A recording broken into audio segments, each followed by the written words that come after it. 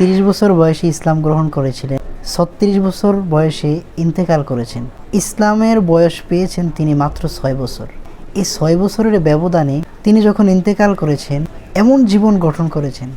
তিনি যখন ইন্তেকাল করেছেন, তার মৃত্যুতে আল্লাহর আরশ পর্যন্ত কেঁপে উঠেছে। বাবু মানাকিব সাদ ইবনে মুআজ রাদিয়াল্লাহু তাআলা আনহু, সহিহ বুখারী সহ বিভিন্ন হাদিসের কিতাবের মধ্যে এভাবে এসেছে, ইহতাজ্জা আরশুর রহমান লিমাউতি সাদ ইবনে মুআজ।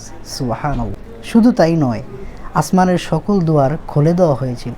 তার রূহ আসমানে পৌঁছার পর আসমানবাসীরা আনন্দে মেতে উঠেছিল।